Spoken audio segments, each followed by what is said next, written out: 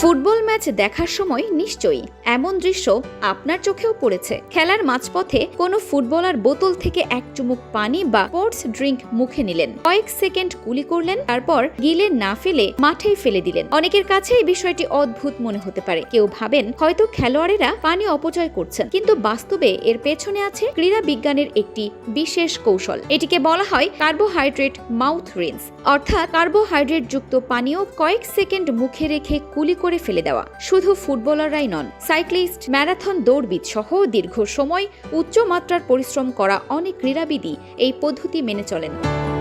গবেষণায় দেখা গেছে মুখের ভেতরে এমন কিছু রিসেপ্টর আছে যা কার্বোহাইড্রেটের উপস্থিতি শনাক্ত করতে পারে। যখন মুখে কার্বোহাইড্রেট যুক্ত পানীয় রাখা হয়, তখন সেই সংকেত মস্তিষ্কের এমন কিছু অংশে পৌঁছায় যা পুরস্কার, উদ্দীপনা ও মোটর নিয়ন্ত্রণের সঙ্গে সম্পর্কিত। ফলে শরীর প্রকৃতপক্ষে অতিরিক্ত শক্তি না পেলেও মস্তিষ্ক কিছু সময়ের জন্য মনে করে শক্তির যোগান আসছে। এতে খেলোয়াড়দের সতর্কতা, মনোযোগ এবং কর্মক্ষমতায় সাময়িক ইতিবাচক প্রভাব পড়তে পারে।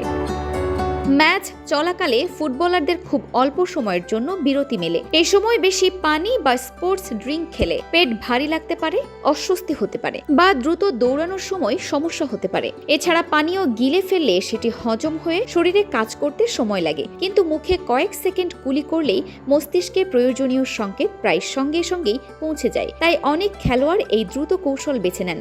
যদিও এই পদ্ধতি বহু বছর ধরেই ব্যবহৃত হচ্ছে, 2018 সালের ফুটবল বিশ্বকাপে এটি ব্যাপক আলোচনায় আসে। ক্যামেরায় ইংল্যান্ডের অধিনায়ক হ্যারি কেইন, পর্তুগালের তারকা ক্রিস্টিয়ানো রোনালদো সহ বেশ কয়েকজন খেলোয়াড়কে এই পদ্ধতি মেনে চলতে দেখা যায়।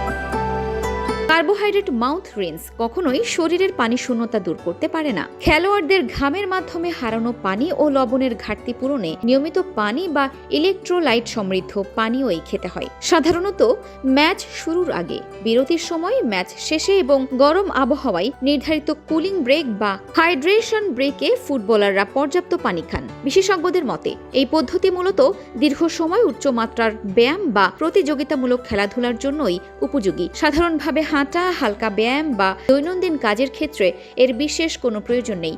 অর্থাৎ মাঠে ফুটবলারদের মুখে পানি নিয়ে কুলি করে ফেলে দিতে দেখলে অবাক হওয়ার কিছুই নেই। এটি পানি অপচয় নয়, বরং পারফরম্যান্স বাড়ানোর জন্য ক্রীড়া বিজ্ঞানের স্বীকৃত একটি কৌশল। তবে এর পাশাপাশি পর্যাপ্ত পানি খাওয়াও সমান গুরুত্বপূর্ণ।